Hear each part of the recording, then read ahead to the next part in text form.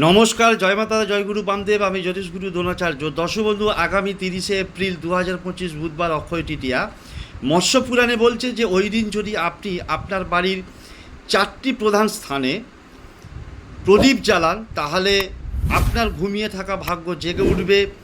অর্থ, সুখ, সাফল্য, সমৃদ্ধি সবই পাবেন আপনার জীবনে। তার সাথে পাবেন অবশ্যই পূর্বপুরুষদের আশীর্বাদ।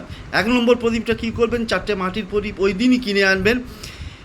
1 নম্বর প্রদীপটাকে, অর্থাৎ একটা প্রদীপ, তাতে দেবেন তিল তেল, তুলোর সলতে এবং তার সাথে সাথে একটু হলুদ গুঁড়ো দিয়ে সেটাকে রান্নাঘরে জ্বালাবেন, কোনো একটা পাত্রের মধ্যে, বা নীল রঙের যদি কোনো পাত্র পান, মগ বা বালতি, তার মধ্যে জ্বালাবেন।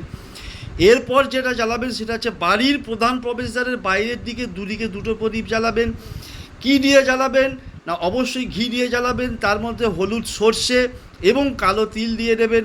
আরেকটা প্রদীপ জ্বালাবেন আপনার বাড়ির উত্তর দিকে তিল তেল দিয়ে, এবং তার মধ্যে অবশ্যই 4 থেকে 5টা গুনে গুনে আতপ চাল দিয়ে দেবেন। আর আরেকটা প্রদীপ জ্বালাবেন আপনার বাড়ির পাশাপাশি যদি কোনো পুকুর বা নদী এই জাতীয় কোনো জিনিস থেকে থাকে, তার পাড়ে আপনি একটি প্রদীপ, অবশ্যই তিল তেলের প্রদীপ, তাতে অল্প একটু জব এবং কালো তিল দিয়ে দেবেন। আপনার জীবনে সব দিক দিয়ে সাফল্য সমৃদ্ধিতে ভরে যাবে।